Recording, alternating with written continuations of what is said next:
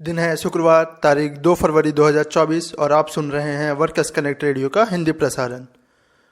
सुर्खियों से करेंगे शुरुआत। कार्यस्थल पर बालवाड़ियों के लिए महिला एवं बाल विकास मंत्रालय ने जारी किया मानक नियम और ईपीएफओ ने श्रम बाजार में महिलाओं की भागीदारी को मापने के लिए कंपनियों का सर्वेक्षण किया शुरू। तेलंगाना के हैदराबाद में जेंडर भेदभाव और अनुचित श्रम प्रथाओं से परेशान अर्बन कंपनी की महिला मजदूर हड़ताल पर।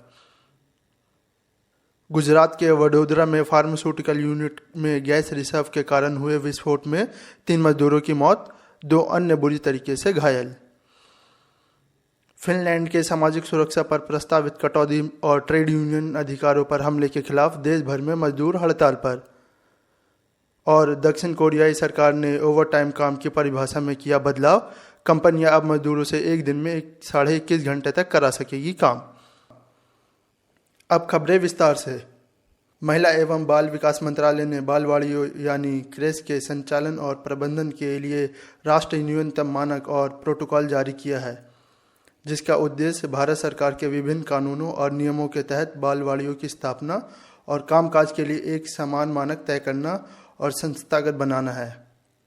इसके अलावा कर्मचारी भविष्य निधि संगठन यानी ईपीएफओ ने कर्मचारियों का रेटिंग सर्वेक्षण शुरू किया है, जिसमें संगठन ने कार्यस्थल पर यौन उत्पीड़न की रोकथाम के लिए आंतरिक शिकायत समिति यानी आईसीसी के गठन, बच्चों के लिए बालवाड़ी की सुविधा, समान काम के लिए समान वेतन, घर से काम कर सकने यानी वर्क फ्रॉम होम के प्रावधान और महिलाओं के लिए शाम या रात की पाली में काम करने के दौरान परिवहन सुरक्षा की उपलब्धता से संबंधित सवाल शामिल हैं। ट्रेड यूनियन और महिला संगठनों ने इस सर्वे को दिखावा बताते हुए इसकी कड़ी आलोचना की है, क्योंकि ज़्यादातर महिलाएं असंगठित और असुरक्षित नौकरियों में काम करने को मजबूर हैं, जिन पर ये नियम लागू नहीं होते और सर्वेक्षण में इनकी कोई भागीदारी नहीं होगी।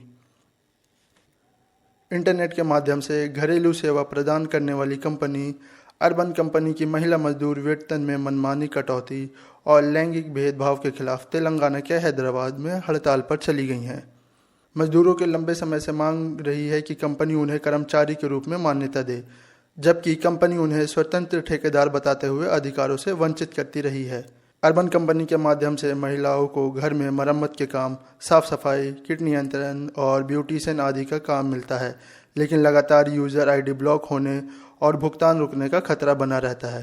साथ ही कंपनी अपनी वेबसाइट के माध्यम से काम देने के लिए बहुत अधिक रकम वसूलती है और अक्सर भुगतान में मनमाने ढंग से कटौती करती है।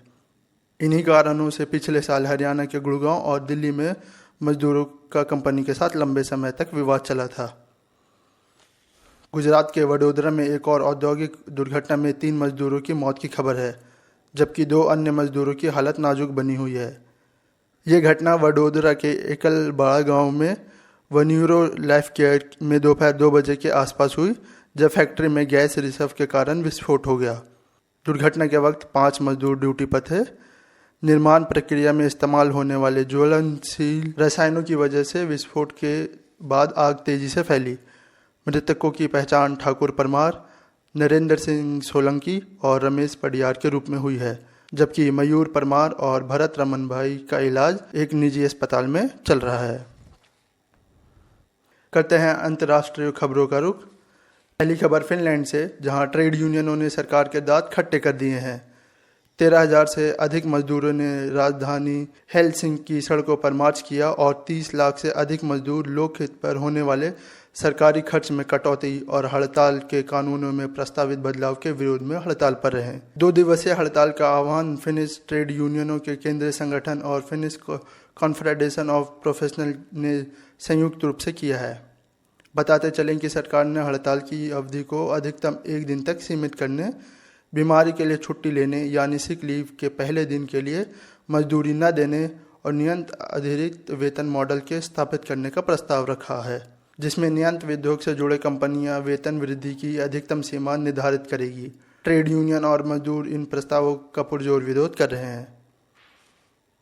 आखिरी खबर दक्षिण कोरिया से, जहां ओवरटाइम काम के मामले में सुप्रीम कोर्ट के मजदूर विरोधी फैसले से साह पाकर सरकार ने कानून में ओवरटाइम की परिभाषा को संशोधित कर दिया है। दिसंबर 2023 में सुप्रीम कोर्ट ने कहा था कि दिन में ओवरटाइम काम करने की कोई सीमा तय नहीं है। हालांकि एक हफ्ते में किसी भी मजदूर से 52 घंटे से अधिक काम नहीं लिया जाना चाहिए। सरकार ने अब इस विवादास्पद फैसले की तर्ज पर ओवरटाइम की परिभाषा में बदलाव कर दिया है, जिसमें कहा गया है कि मजदूरों को दिन में 4.5 घंटे का ब्रेक देना अनिवार्य है और जब तक कंपनियां ब्रेक देने का नियम पालन कर रही हैं तब तक एक दिन में कितने भी घंटे काम कराया जा सकता है।